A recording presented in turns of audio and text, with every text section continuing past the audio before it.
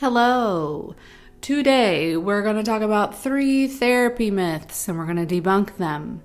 I'm a therapist. I find these annoying. This video is for people who are curious about therapy but have reservations or beliefs holding them back. The last 2 of these are for people who maybe just have started therapy and then feel a bit disappointed about it. These are very common ideas and I don't blame people for having these thoughts, but yes, I do get frustrated because I wish everyone knew how much therapy has to offer and how much of a difference it can make in your life if you really invest in the process of it. Now that I've said that, I've been a licensed therapist for 14 years. I started working in mandated treatment facilities, and for the last 9 years, I've had my own private practice. Maybe more importantly, I've been in therapy for a very long time. I started in therapy and moved on to psychoanalysis, which is just more intense therapy, in which I still participate today. If you think you might like more of this content, please like and subscribe. Let's get into the video. Myth number 1, you really only need therapy during a crisis. No. What I see happen a lot is people tend to wait to start therapy until there's a crisis. We get right into the mess of things. When the crisis passes, patients will often ask if they should decrease the amount of sessions because they feel good now. Well, it's not that simple. There are about 1 million factors that led to that crisis point for you. Got my help and got yourself through it, but now we need to actually get to work.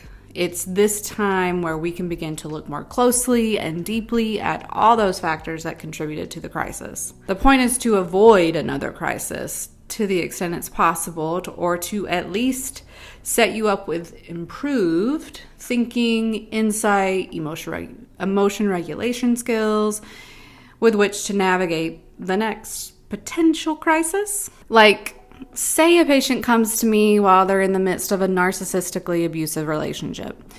Well, we have a lot of work to do. First, we have to deal with the patient's ambivalent feelings about the relationship and help move her to a place where she can feel more certain of how she wants to proceed. The decision is eventually made, acted on, and now we have to deal with the fallout of that. Both of the ending, the way it ends, and the impact of the relationship on my patient over the years, or of the continuation of the relationship and that impact, and how are we going to cope going forward. Plus, we need to spend a lot of time learning about my patient, her relationship history, her relationships with her parents, her sense of self, her self-esteem, beliefs about relationships and how they work, in order to set her up to better in the relationship or feel better in the relationship or find a different kind of relationship in the future. Myth number 2, talking to friends is the same as therapy. Look, most of us have subjected our friends to our lengthy strings of thoughts and feelings about this or that and have needed them talk us through many crisis points. First, in friendships, this is normal and desired. It's like a way of bonding, but there most often reaches a point where the friends have their own issues as well and can't be there all the time. Plus, friends love you and aren't always objective. Friends have their own desires for you and their own ways of seeing things that will impact how they support you. A therapist is more impartial unless you're in danger. Objective and is ideally supposed to give you space to say literally anything so that you can really come to terms with who you are and how you think and how you feel. A therapist is trained ideally to put their own agendas and desires for you aside so that you can find your own path that makes sense to you, works for you. They just help guide you down that path. They also tell you the hard things in a digestible way that friends often can't see because they're so involved in your life and your world and care about you and all these things.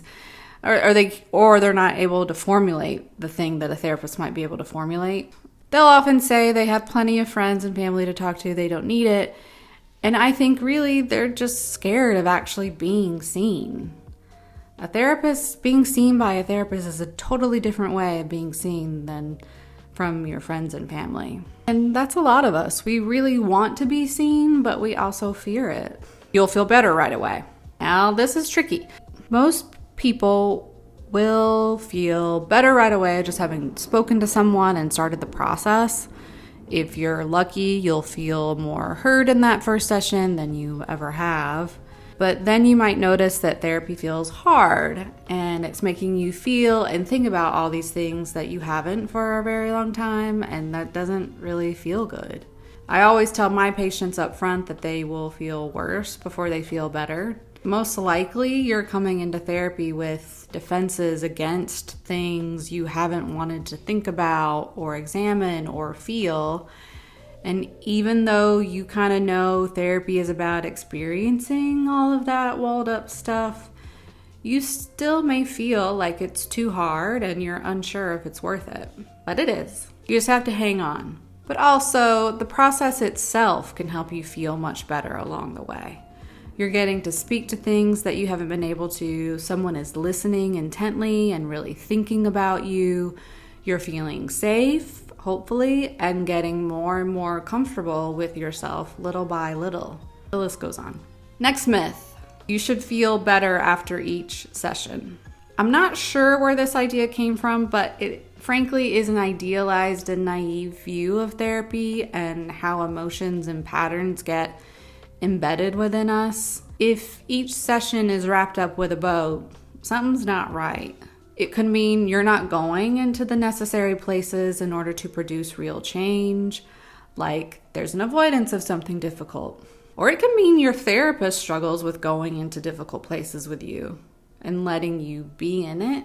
The truth of it is, life isn't like that, so why would therapy be like that? Sometimes you really will leave a session feeling great, like maybe you realize what you're fretting about is totally different than what you thought. But often you get into some unknown territory and it hasn't been all processed yet, and it will take time before you feel some relief.